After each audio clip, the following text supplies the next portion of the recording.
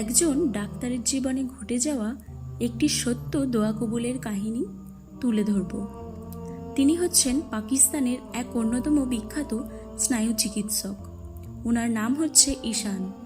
শুধু ওনার অ্যাপয়েন্টমেন্ট পেতে হলে মাঝে মাঝে 1 মাসের মতো অপেক্ষা করতে হয় রোগীদেরকে। খুবই ব্যস্ত থাকেন তিনি।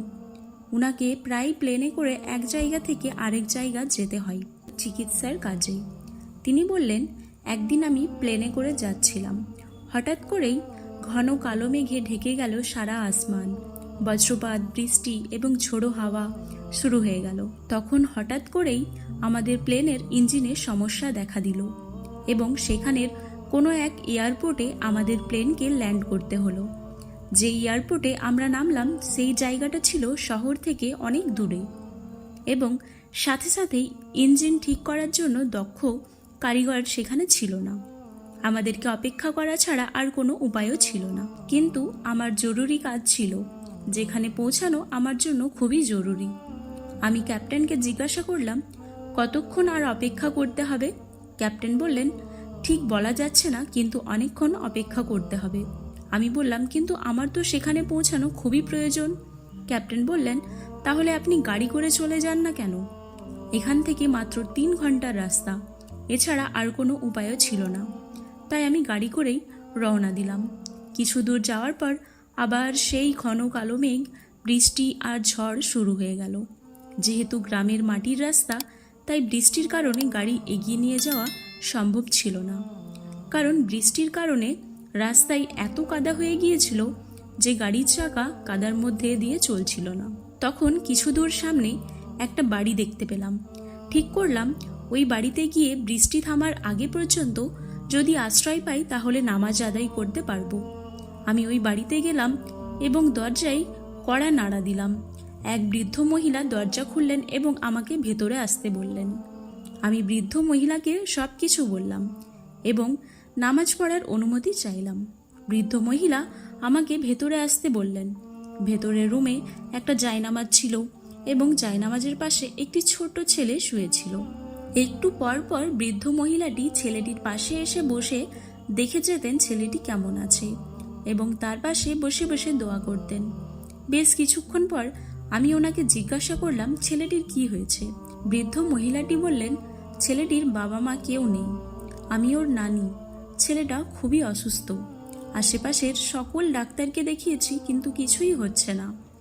এখানকার ডাক্তাররা বললেন, শহরে একজন ভালো ডাক্তার আছে যে হয়তো এই ছেলেটার ভালো চিকিৎসা করতে পারবে। আমি অনেক চেষ্টা করেছি সে ডাক্তারের অ্যাপয়েন্টমেন্ট নেওয়ার জন্য, কিন্তু তারা বলছে 6 মাস পর যোগাযোগ করার জন্য। 6 মাসের আগে সেই ডাক্তারের সাথে কোনো যোগাযোগ করা সম্ভব না। সেই দিন থেকে আল্লাহ তাআলার কাছে দোয়া করছি, ইয়া আল্লাহ, আমাদের জন্য সহজ করে দাও, এই ছেলেটাকে সুস্থ করে দাও। ইয়া আল্লাহ, আমাদেরকে সাহায্য করো। তখন আমি জিজ্ঞাসা করলাম, সে ডাক্তারের নাম কি? বৃদ্ধ মহিলা বললেন, ডাক্তার ঈশান। এই কথা শোনার সাথে সাথেই আমি কাঁদতে শুরু করলাম। তখন আমার বুক ফেটে কান্না বের হওয়া ছাড়া আর কিছুই করার ছিল না। বৃদ্ধ মহিলা আমাকে কাঁদতে দেখে জিজ্ঞাসা করলেন, আপনি কাঁদছেন কেন? আমি কাঁদতে কাঁদতে বললাম, আপনার দোয়া আল্লাহ তাআলা কবুল করেছেন। শুধু আপনার দোয়া আল্লাহ কবুল করেছেন বলেই এই ঝড়, বৃষ্টি, বজ্রপাত এসে আমাদের প্লেনকে থামিয়ে দিল। তারপর যখন গাড়ি করে যাচ্ছিলাম তখন আবার সেই ঝড়, বৃষ্টি আর বজ্রপাত আমাকে এইখান পর্যন্ত নিয়ে এসেছে। আর আপনাকে প্রশ্ন করার সাথে সাথেই বৃষ্টিও থেমে গেছে। ডাক্তারের কথা শুনে বৃদ্ধ মহিলাও কাঁদতে শুরু করলো। এই কাহিনী বলার পর ডাক্তার ঈশান বললেন, সেদিন আমি শিখেছি আল্লাহ তাআলা যার ভালো চান তার জন্য যা কিছু সম্ভব তিনি তা নিজেই করেন। অবশেষে ডাক্তার ঈশান ছেলেটির চিকিৎসা করলেন। একটু ভেবে দেখেন, যার জন্য লেখা 6 মাস আগের অ্যাপয়েন্টমেন্ট ছাড়া যে ডাক্তারের সাথে দেখা করাটাও অসম্ভব ছিল, সেই ডাক্তারকে এত দূর একটা গ্রাম ট্রেনে হিঁচড়ে সেই আল্লাহ তাআলা তার ঘরে এনে তুলেছেন, যেখানে তার দরকার ছিল। আর এই কাহিনী যদি আসলেই বুঝতে পারেন তাহলে মনে রাখবেন, যখন যা দরকার মহান আল্লাহ তাআলার কাছে চাইতে ভুলবেন না। মনের মধ্যে সেই বিশ্বাসটুকু রেখে আল্লাহ তাআলার কাছে চাইবেন। ইনশাআল্লাহ আল্লাহ তাআলা আমাদের সমস্ত নেক দোয়া কবুল করবেন। আমিন। আজ এই পর্যন্ত। সকলে ভালো থাকুন, সুস্থ থাকুন। আবার ফিরছি একটি নতুন ভিডিও নিয়ে।